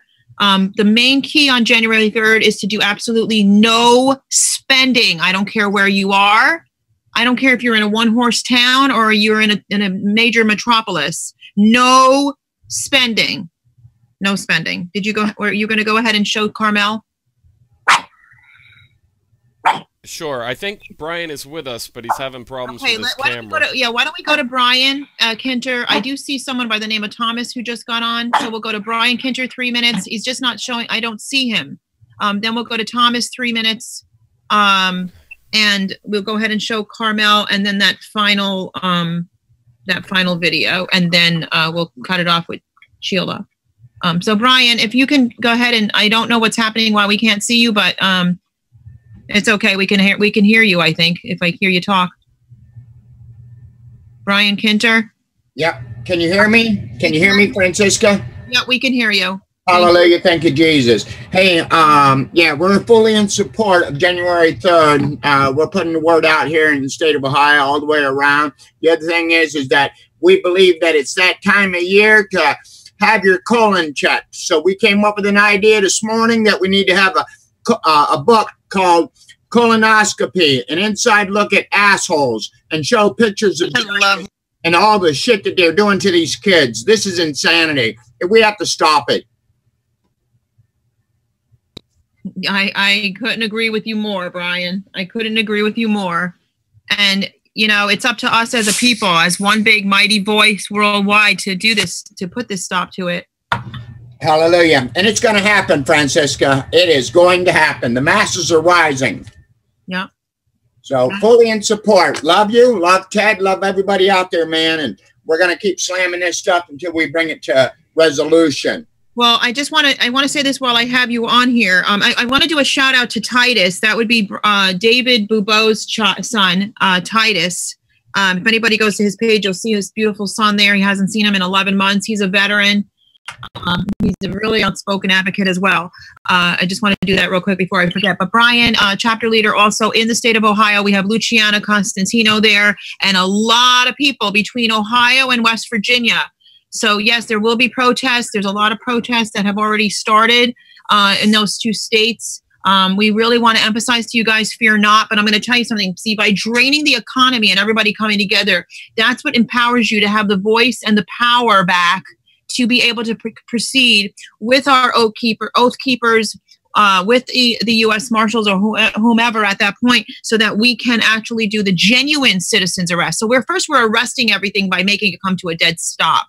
We're doing this in a global process. We never anticipated this to actually go global. Actually, I was looking at it on a national level, and I've been getting, you know, all these people from other countries. And I want to reach out to you guys in other countries, especially those that have been appointed. We have Uganda. We have a Uganda chapter now. You can go to Punish for Protecting, and you can click through. You can see all the chapters that are there, pages that have been added, and chapter leaders that are taking over. I know right now it's a very big movement in Australia and New Zealand. They're actually been broadcasting what we're doing prior to even meeting me. I didn't get the actual interviews. I just got them sent to me where they're discussing this. And then I find out that they're literally 1,000 strong themselves because they've been doing this. They've been laying a foundation there.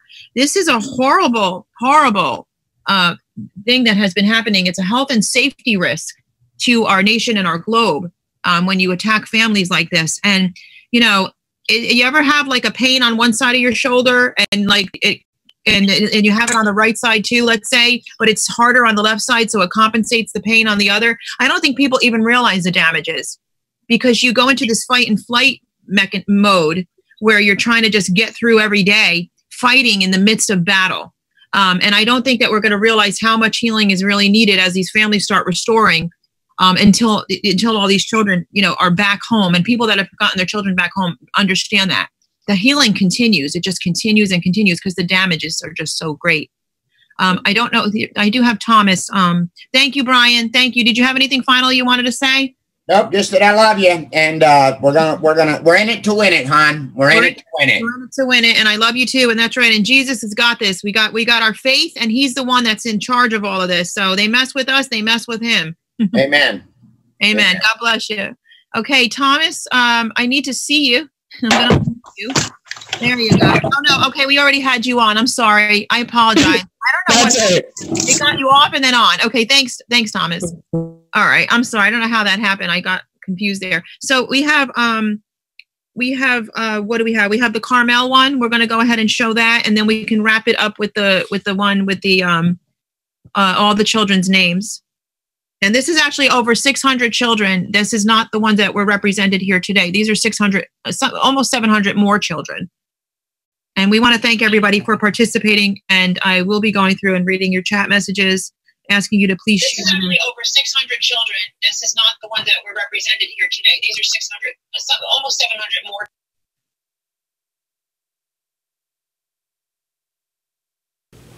Hello, I'm Kaylin. I'm Javin. The holidays are a time for cheer, love, and laughter. People going out to buy presents. Ugly Christmas sweater parties. Putting up the Christmas tree and hanging stockings. There is much joy centered around the holidays, but for thousands of parents worldwide, that is not the case. Due to many cases of CPS, family court, or even just resentment from an ex, many parents are unable to see their children during the holidays. This is considered parental alienation, a very serious issue that needs more attention brought forward to family courts. Children are highly affected emotionally and psychologically by being removed by a fit parent or extremely limited to that parent. These children have a higher chance of developing a personality disorder, absence of empathy, depression, suicidal, anxiety, and more. Trauma ends up revolving around their life as well as the alienated parent. As a small gift to those affected, we asked alienated parents to submit the first names of their children, and we had them printed on shirts. Now, this is just a small fraction of how many people are going through this. Javin and I want to show support for all alienated parents this season and say that you are not alone. We are going to begin showing each child's name that were submitted to us by lighting this candle.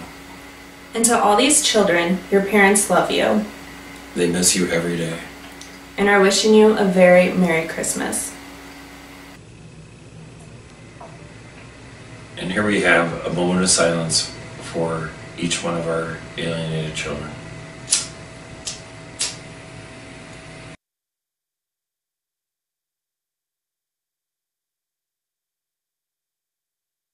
Oh.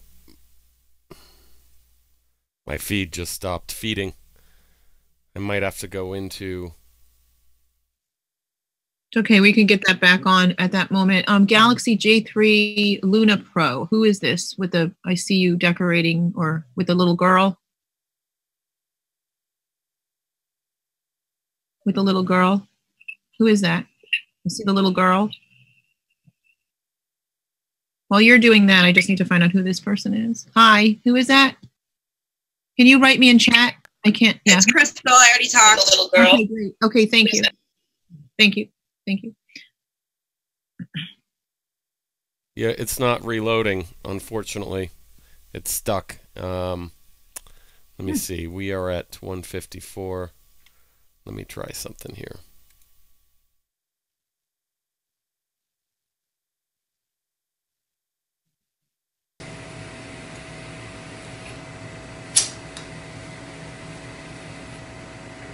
There we go. Okay, good. You can start it right from where it went off, where they were lighting the candle. Yep.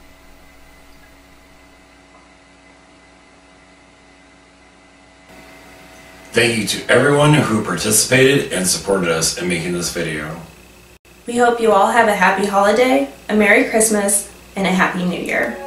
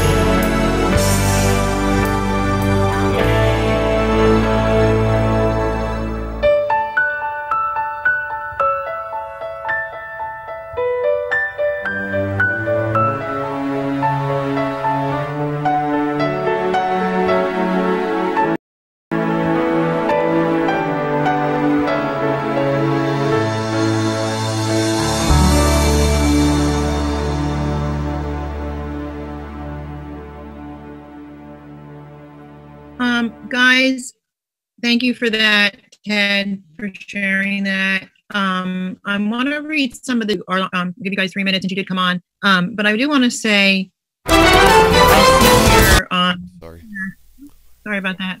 Oh, thank you for having that, Thomas. I see that. I see here some of the comments. It says, how does a Christmas day become the saddest day of the year because the kids are not here? I have, I see Carol Ann Pigman on here. I see, let's see here.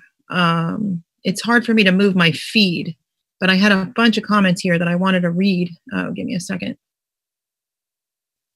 Of the names of the children. I see Maria Vilma Dominguez and Paula Knitzer. I'm trying to get Miguel. She's mentioning Maria. I know this would be your grandchildren.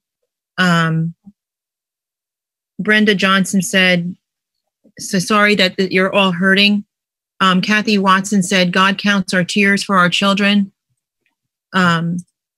You know, there's just, I can't slide it. I don't know why this happens whenever I'm on. Maybe because we have so many broadcasts going at the same time.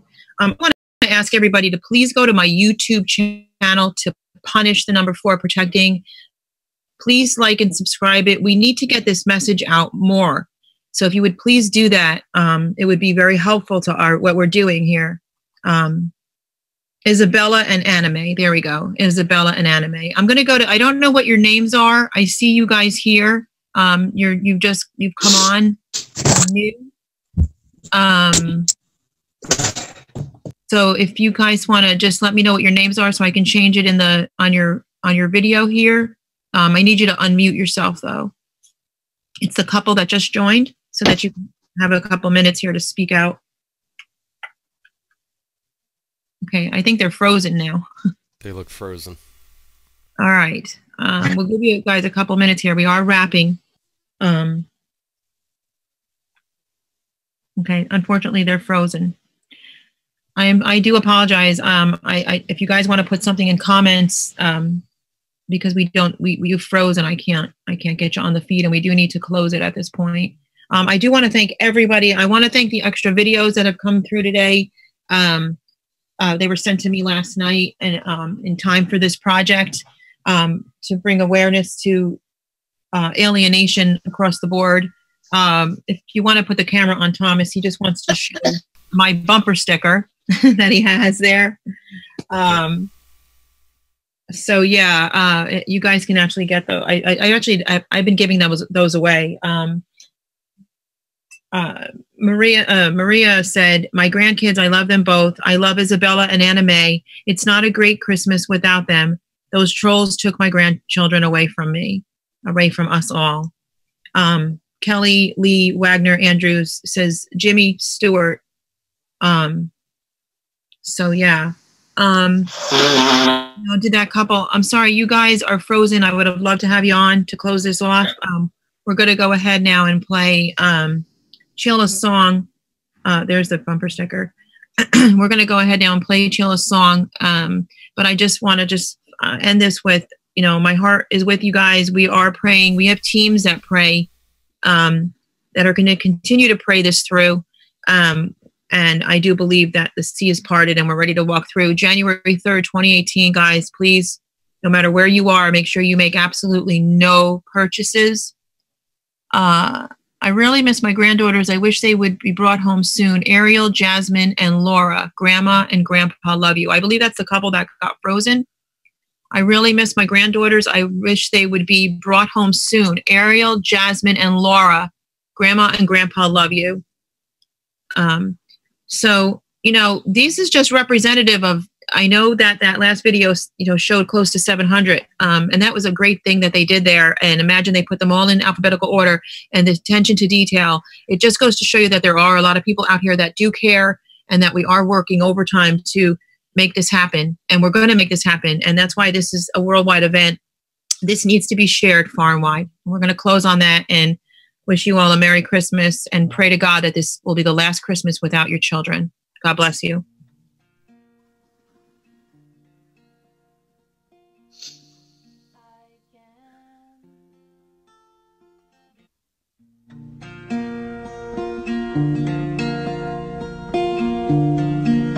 can't be quiet anymore. I can't keep watching anymore. What's dear to me is dear to my God. I can't shed more tears, I know it's time to fight. It's time to remove the mask. For once, let's be honest. We parents will not step back. Our children deserve the best. Punished for protecting them. Where is the justice in all that? Our voices rise because our love is deep. Return the innocent, hear our hearts beat, hear our hearts beat. It's time to remove the mask. For once, let us be honest. We parents will not step back. Our children deserve the best. It's time to remove the mask. For once, let us be honest. We parents will not step back. Our children deserve the best. It's time to remove the mask. For once, let us be honest. We parents will not step back. Our children deserve